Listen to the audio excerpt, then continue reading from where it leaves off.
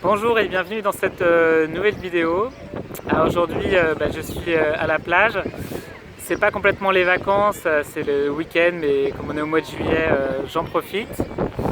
Alors je fais cette vidéo aujourd'hui pour parler de la performance du PEA et pour échanger sur un principe fondamental pour réussir ses investissements. Et il est illustré par le fait d'être à la plage. En fait, le principe pour réussir, ça va être paradoxalement de ne rien faire. Alors pourquoi ne rien faire?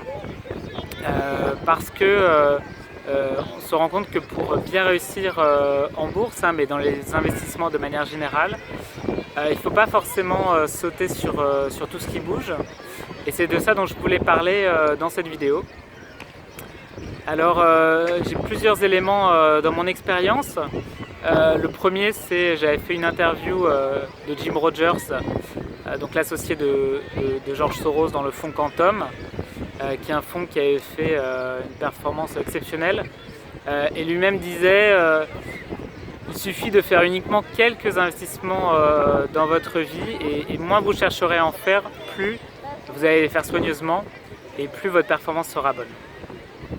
Alors c'est aussi le cas de deuxième exemple de la stratégie qui est utilisée dans la formation PEA, la stratégie passive, qui consiste en fait à acheter des trackers low cost et à ne pas s'en occuper selon que la bourse monte ou baisse. Et donc ça, c'est cette stratégie qui m'a permis en particulier de faire plus 300% sur le PEA depuis 5 ans maintenant. Donc là je fête les 5 ans de reporting du PEA. Vous pouvez voir les performances sur le blog. Ça a permis aussi de faire depuis le début de l'année à peu près plus 15%.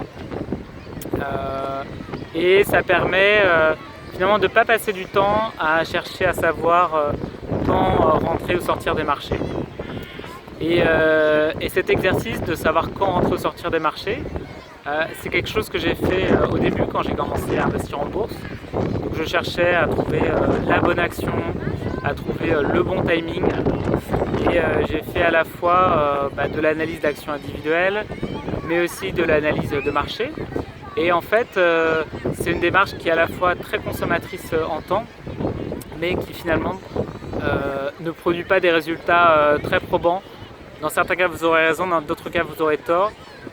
Et au final, la grande majorité des investisseurs ont des performances beaucoup moins intéressantes que s'ils avaient juste acheté et conservé leurs actions sur long terme.